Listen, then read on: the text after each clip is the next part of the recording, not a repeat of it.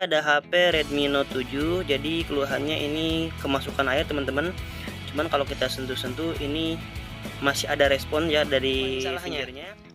Ada juga yang teknik zaman jadul itu yang dimasukkan ke brush, nah itu salah banget itu. Kalau dimasukkan ke brush itu ya mungkin luarnya aja kering, tapi dalamnya sendiri. Untuk kasus kena air ini, pertama-tama jangan dulu dinyalakan HP-nya teman-teman. Jadi kalau sudah kena air, HP jangan buru-buru dinyalakan atau dicolokkan. Kita buka semua komponennya dari mesinnya ataupun mesin yang bawah ya, dari PCB konektor. Coba kita nyalakan, baik pakai power supply atau bisa juga langsung pakai baterai teman-teman.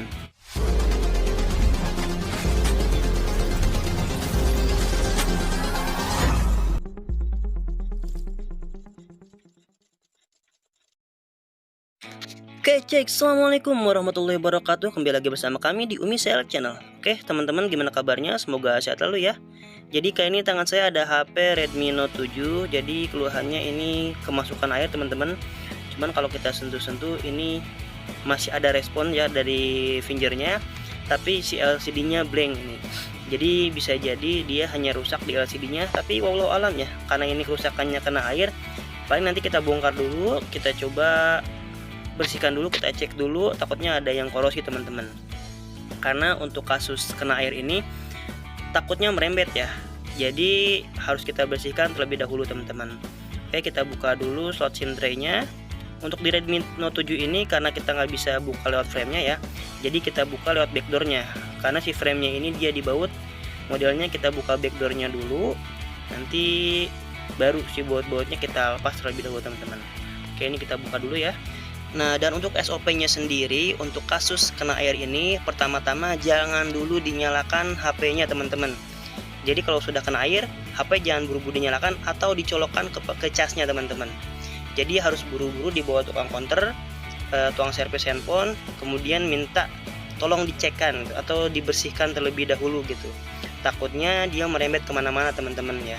Dan ini dia termasuknya sigap ya, jadi setelah kena air kata dia langsung dibawa ke konter, tolong cekin mas katanya, karena ini barusan kena air kata dia gitu. Nah ini yang paling benar. Ada yang paling salahnya, ada juga yang teknik zaman jadul itu yang dimasukkan ke brush, nah itu salah banget itu. Kalau dimasukkan ke brush itu ya mungkin luarnya aja kering, tapi dalamnya enggak ya.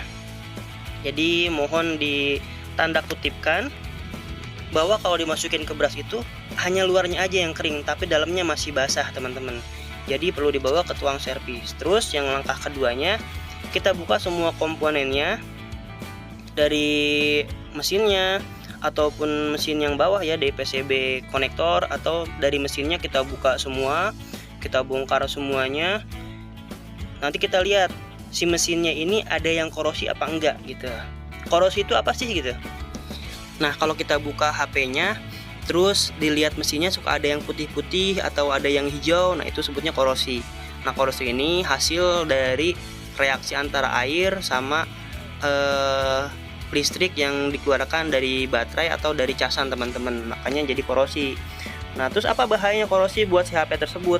Kalau si HP ini yang kena korosi, bisa jadi si komponennya ada yang short, atau bisa juga si korosi ini nempel antara komponen yang satu dan komponen yang lain, sehingga yang tadinya harusnya dia hanya arusnya positif, karena nempel sama korosi kemudian nempel sama komponen yang lain jadi short gitu teman-teman, antara positif dan negatifnya jadi nempel kayak gitu. Nah itu yang ditakutkan gitu kalau misalkan ada korosi. Makanya langkah kedua, kita bongkar kalengnya, kita bersihin dulu semuanya, kita buka kalengnya, komponennya kita bersihin semuanya. Membersihkannya pakai thinner teman-teman ya, kita bersihkan dulu pakai sikat atau pakai apapun gitu, kita bersihkan yang sekiranya ada korosinya semuanya. Nah kalau udah dibersihkan baru kita keringkan terlebih dahulu teman-teman, dikeringin pakai blower. Untuk blowernya taruh di 200 lah, untuk heaternya, untuk airnya atau untuk udaranya kasih di 2 teman-teman. Kita keringkan dulu, kalau udah kering tunggu adem baru kita coba teman-teman. Kita cek di power supply dia ngangkat apa enggak. Kalau misalkan geraknya normal ya, misalkan dari 0 naik sedikit, naik lagi ke atas, nah itu berarti normal. Nah ini udah kita bongkar ya mesinnya, tinggal kita congkel mesinnya teman-teman. Kita buka dulu. Nah baru kita kasih langkah kedua yang tadi teman-teman ya. Cuman ini kan saya nggak tahu ya dia udah dinyalakan apa enggak, karena secara dari fingerprint tadi udah respon, jadi artinya ini handphone udah nyala teman-teman. Tapi ya wallahu alam ya, ya syukur-syukur nggak nyampe kena mesin sih, kena LCD-nya doang gitu. Ini kalau dari luar penampakannya komponennya bagus semua, nggak ada yang hijau atau putih gitu ya, korosi. Nah ini juga sama. Ini kita copot dulu fingerprintnya, kita buka kaleng penutup komponennya ya, komponen IC-nya. Biasanya yang dalam kaleng ini semua IC teman-teman, baik IC cas, IC power, MMC. Nah ini masih bagus semua komponennya, nggak ada yang korosi. Ini susah dibukanya. Nah ini aja dulu yang belakang nih. Kita buka dulu. Nah kita lihat nih.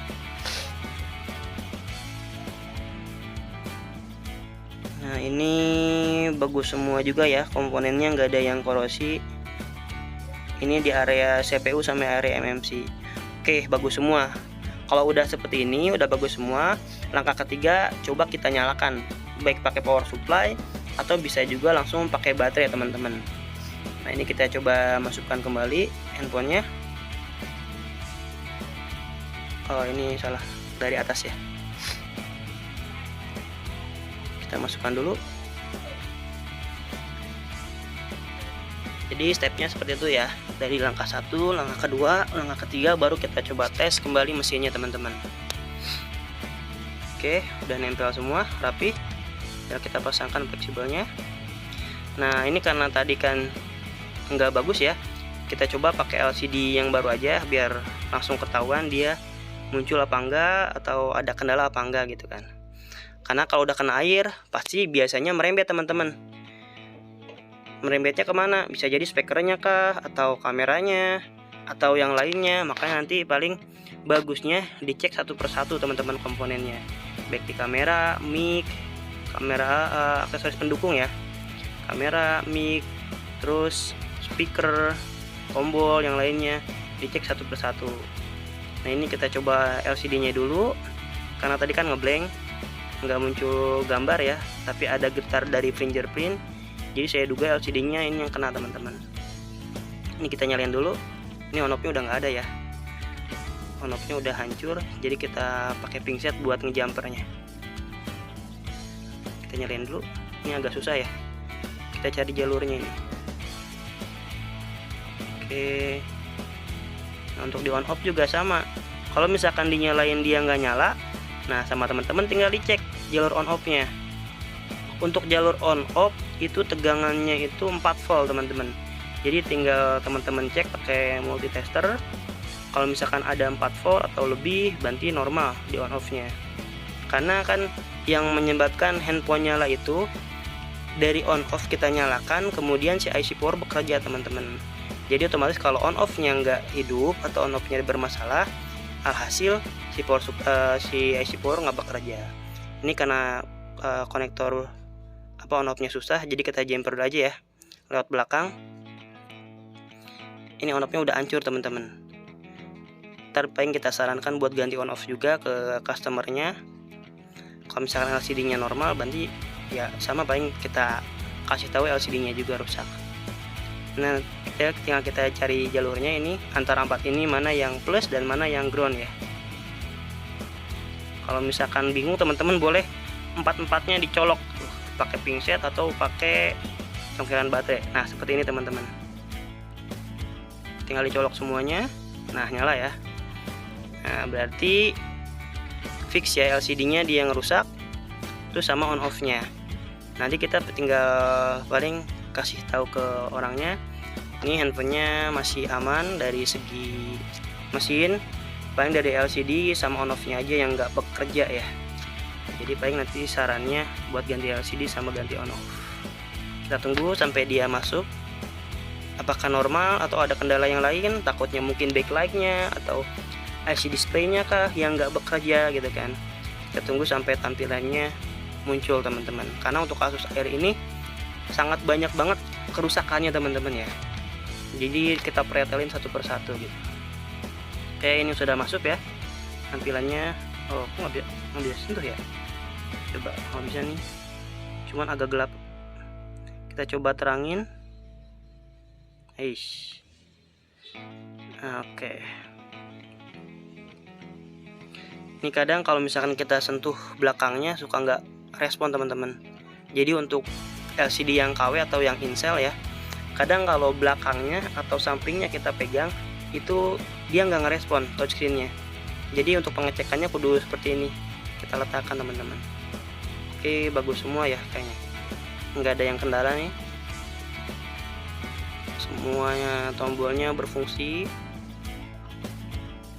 Oke, jadi LCD sama on off nya yang bermasalah dan mesinnya masih oke.